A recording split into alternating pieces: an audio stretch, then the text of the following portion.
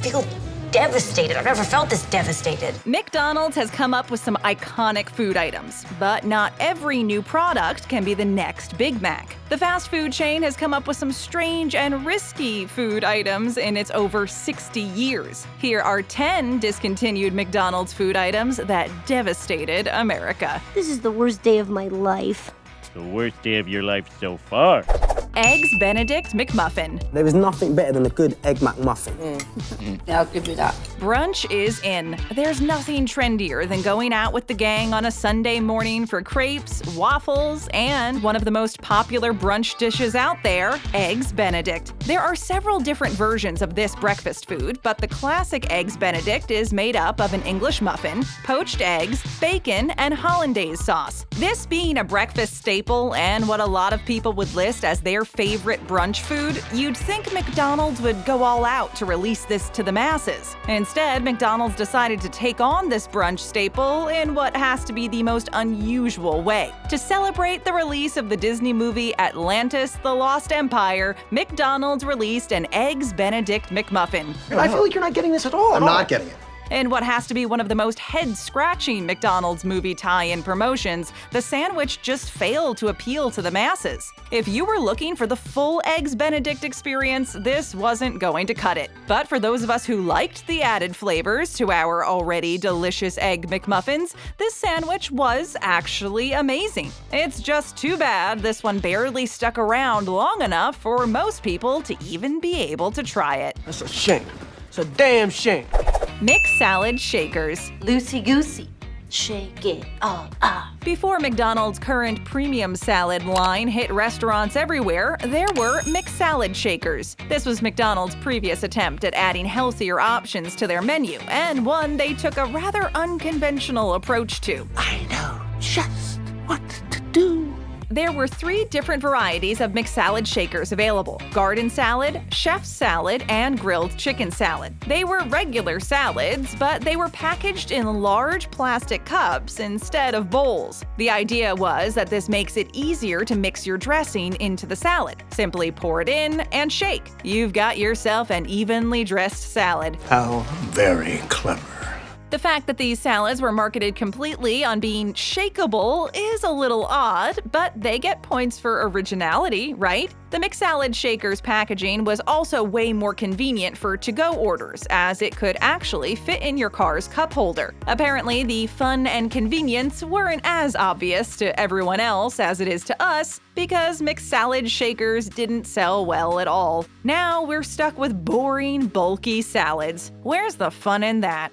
Superhero Burger. McDonald's Superhero Burger was released in the mid-90s as part of a promotion for the infamous film Batman Forever. It's the car, right? Chicks love the car.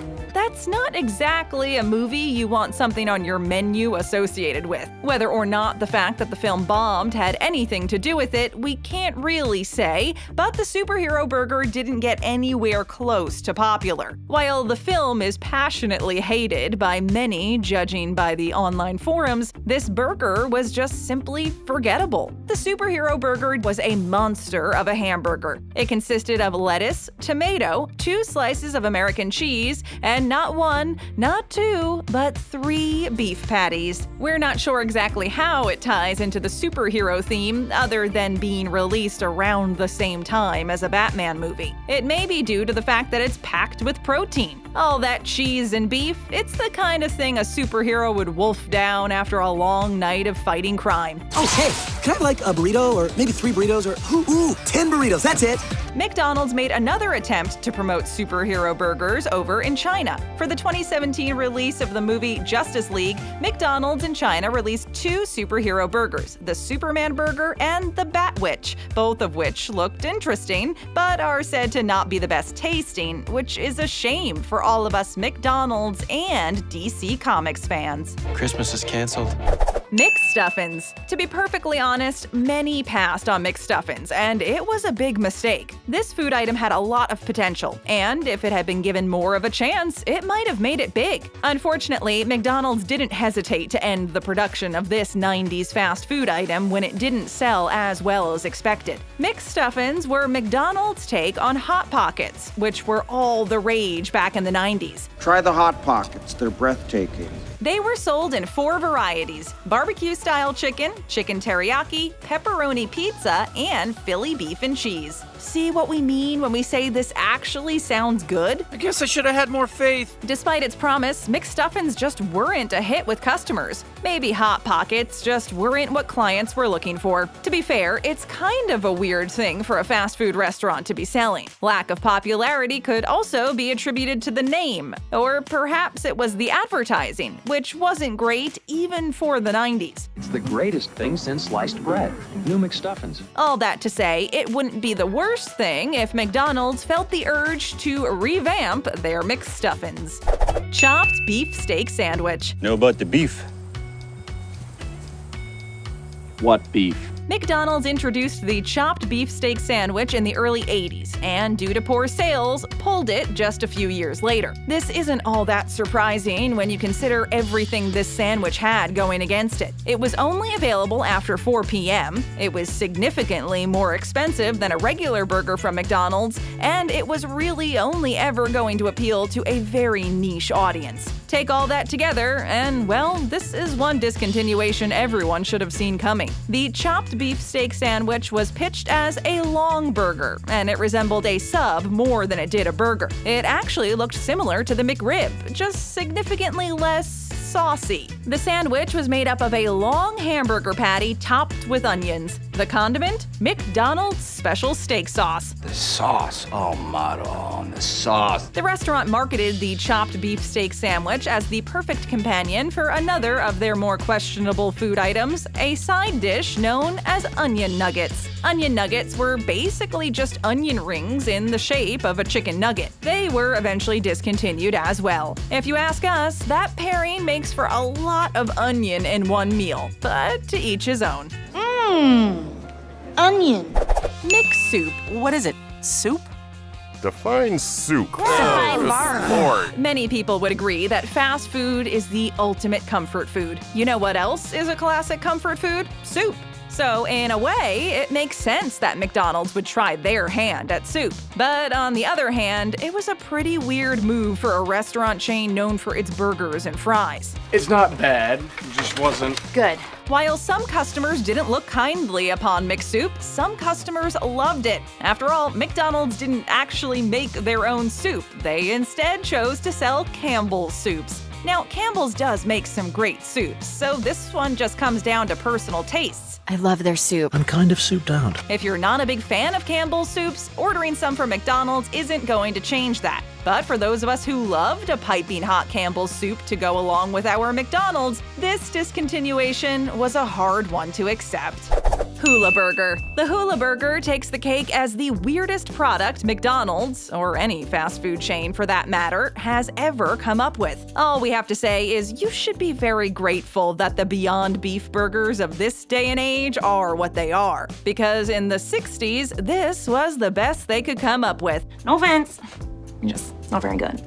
The Hula Burger was released as a vegetarian alternative that could be enjoyed during Lent, a period when practicing Catholics are supposed to cut meat from their diet. In between the Hula Burger's regular hamburger buns were 2 pieces of American cheese and a thick slice of grilled pineapple. If you thought Hawaiian pizza was bad, the Hula Burger is on a whole other level. Mushrooms, black beans, and tofu are one thing, but pineapple? Not the first thing that comes to mind when you think meat alternative. I mean, it's weird, right? No one is surprised to hear that this original veggie burger was not a roaring success. As weird as it is, we can't help but wonder what the Hula Burger would taste like. Who knows? Maybe we'd be pleasantly surprised. Probably not, but maybe. That's a chance I'm willing to take.